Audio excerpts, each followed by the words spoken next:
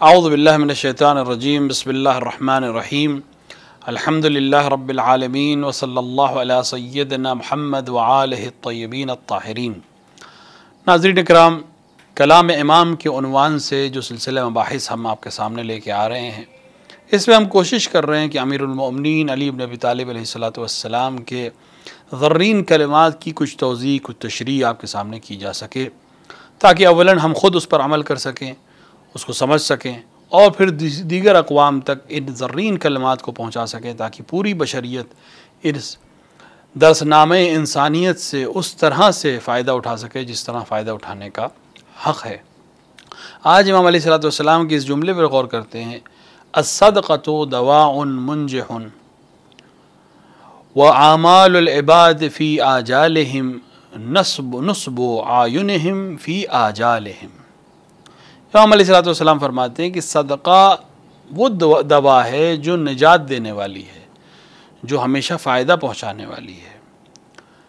जब इंसान मरीज़ होता है, जब इंसान बीमार पड़ता है, किसी डॉक्टर के पास, किसी तबीब के पास, किसी हकीम के पास जाकर अपने आप को दिखाता है अपने मुआलजे के लिए, अपने इलाज के लिए, तो हकीम उसको दवा देगा और आम तौर से ये दवा उसको मर्ज़ में फ़ायदा पहुँचाएगी और उसका इलाज होगा और वो सही हो जाएगा।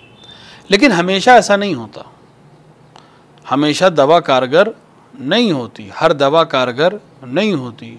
हकीम वही हकीम है, मरज़ वही मरज़ है, लेकिन फिर भी दवा असर नहीं करती।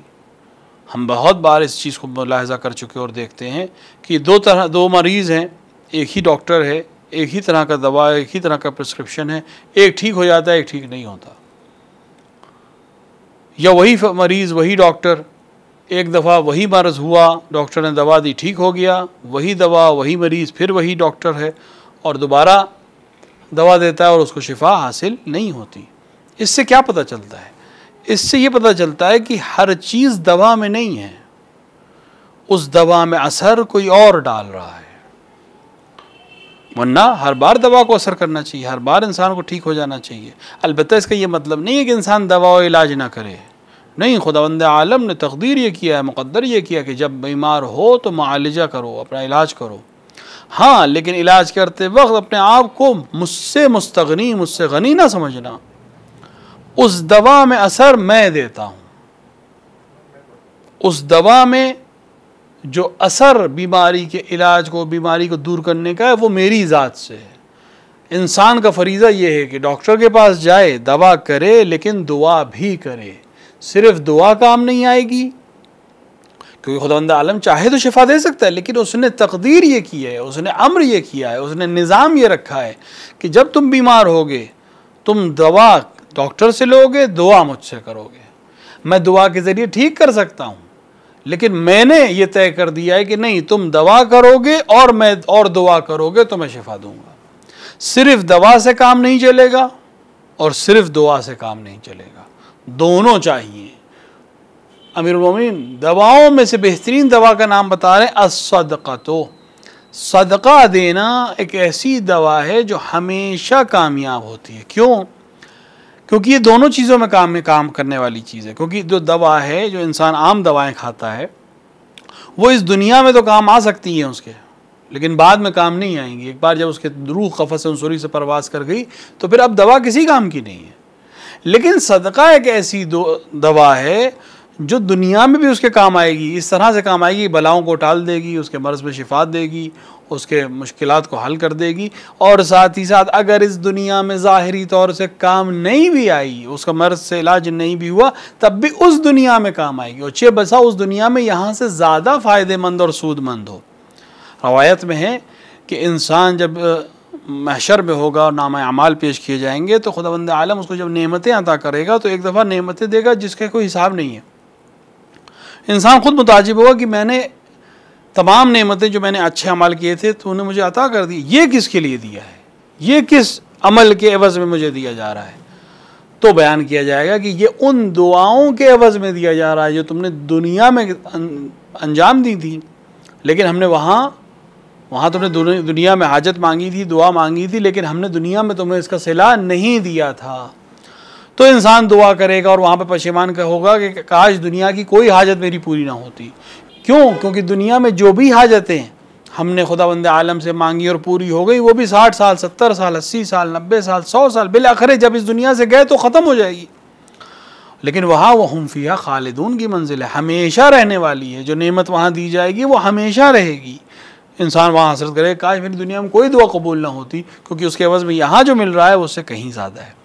तो सदका बेहतरीन दुआ है और दवा है इंसान को निजात देने के लिए। ऐसी दवा है जो हमेशा निजात देती है। दुनिया की कोई दवा मुमकिन है कभी काम आए कभी काम ना आए, लेकिन सदका वो दवा है जो हमेशा काम आएगी और हमेशा निजात देगी, चाहे इस दुनिया के मरज़ में हो चाहे आखिरत में हो।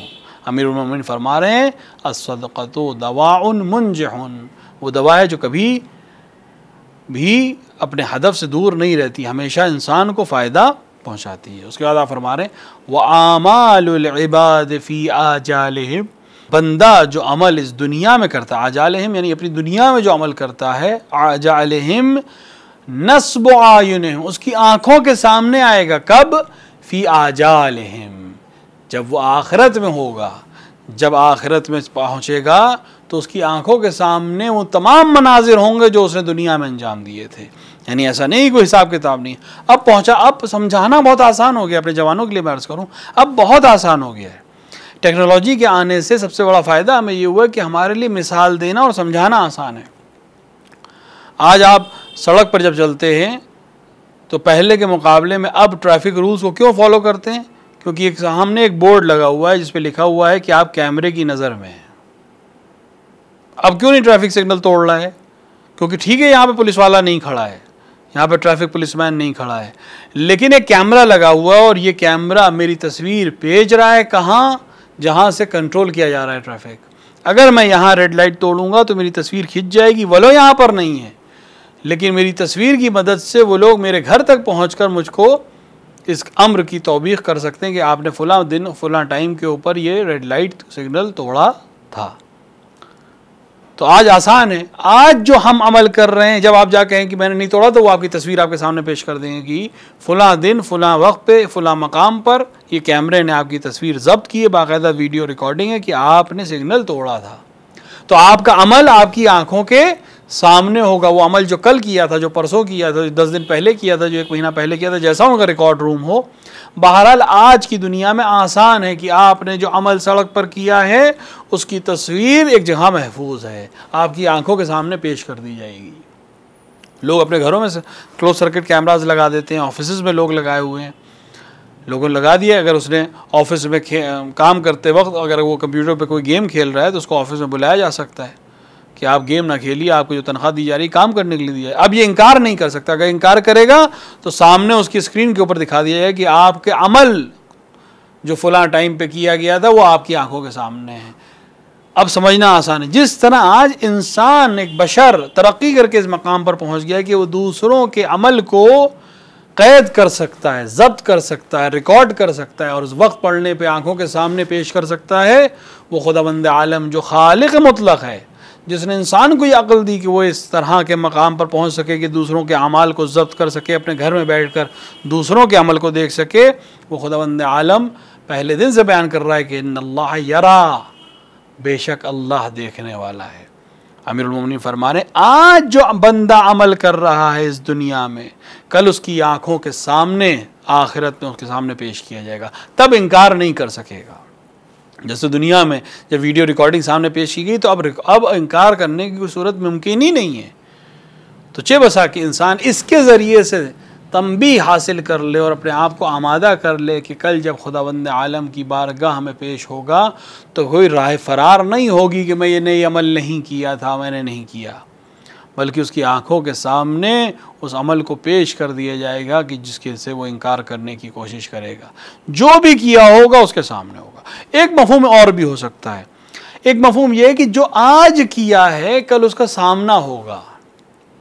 यानी अगर अच्छाई की है तो अल्लाह अच्छाई के ज़रिए से उसको बादाश देगा। तो यही देख जो हमारी इस्तिलाह में है कि जो आज अमल करोगे उसका फल कल देखोगे। ज़रूरी नहीं कि हम अमल देखें, मुमकिन अमल से मुराद, अमल देखने से मुराद उसके समर को देखना है। आज जो बीज हमने ज़मीन के सीने में दफन किया और उसकी सिंचाई की और उसकी आबियारी की, नतीजे में 10 साल बाद 5 साल बाद जैसा भी वो शजर हो, हम उसके उस अमल के नतीजे को देख रहे हैं। किस शक्ल में? समर की शक्ल में। सेब लगाया था, सेब की शक्ल में। आम का दरख्त लगाया था, आम की शक्ल में। गुलाब के फूल लगाए तो गुलाब के फूल की कलमें लगाई थी, आज गुलाब की शक्ल में हम उस समर को देख रहे हैं। जो अमल कल किया था वो तुम्हारी आंखों के सामने है। मुमकिन है ये भी तदबीक इसकी की जा सके, जो आज इस दुनिया में कर रहे हो वो कल आखिरत में तुम्हारी आंखों के सामने होगा। अगर नेक अमल किया, यतीम परवरी की थी, तो आज तुम्हें जज़ा मिलेगी। अगर यतीमों के माल को हिफ्ज़ करके उनके तक पहुंचाया था तो आज तुम्हें उसका नतीजा मिलेगा। अगर बेवाओं की मदद की थी, आज नतीजा मिलेगा। अगर सिले रहम किया था, आज नतीजा मिलेगा। तुम्हारी आंखों के सामने होगा वो। कल जब तुम कर रहे थे तो उसका नतीजा तुम्हारे सामने नहीं था, सिर्फ तुम अल्लाह के लिए कर रहे थे कि इंशाअल्लाह इसका नतीजा मिलेगा। आज इस आखिरत के सहने में, इस क़यामत के मंज़र के वक्त तुम्हें ये तमाम चीज़ें तुम्हारी आंखों के सामने होंगी। तो इंसान इस उम्मीद से अमल करे कि खुदावंद आलम दोनों चीज़ों में है, यानी इसमें इंजार भी है और इसमें बशारत भी है। अगर अच्छे आमाल कर रहे हो तो खुदावंद आलम के सामने उसके फल और नतीजा तुम्हें मिलेगा, और बुरे कर रहे हो तो वहाँ इनकार करने का मौका नहीं मिलेगा। दोनों सूरत में या वो दिखा देगा कि तुमने ये अमल किया था, या उसका समर तुम्हें मिलेगा। अगर ख़राब चीज़ें की बोई थी तो उसका समर भी ख़राब होगा, अगर अच्छे चीज़ें बोई थी तो उसका फल भी और समर भी अच्छा होगा। लिहाजा खुदावंद आलम का वली और खुदावंद आलम का बेहतरीन नुमाइंदा जो इस बशरियत के लिए सबसे आला तरीन नमूना है, वो हमें एक सबक दे रहा है कि दुनिया में जो भी करोगे आखिरत में उसको तुम्हारे सामने पेश किया जाएगा। खुदावंद आलम हमें तौफ़ीक़ अता फ़रमाए कि हम अमीरुल मोमिनीन के इस कलाम के ज़ेल में अपनी ज़िंदगी को बेहतर से बेहतर कर सकें। हर अमल को करते वक्त एक बार अपने जहन में रख लें कि कोई हमें देख रहा है। काश इंसान जितना उस कैमरे पे भरोसा करता है, जितना उस कैमरे की तस्वीर पे भरोसा करता है, काश इंसान खुदावंद आलम की निगाह पर इन्नल्लाह यरा, इस आयत की इस जुज़ के ऊपर अगर इंसान उतना ही यकीन कर ले जितना वो उस सड़क पे नस्ब कैमरे के ऊपर करता है, तो शायद ये दुनिया गुले गुलजार हो जाए और बेहिश्त का एक नमूना बन जाए। अल्लाह इस उम्मीद के साथ कि खुदावंद आलम अमीरुल मोमिनीन के सदक़े में हमें उनके कलाम पर अमल करने की तौफ़ीक़ अता फ़रमाए।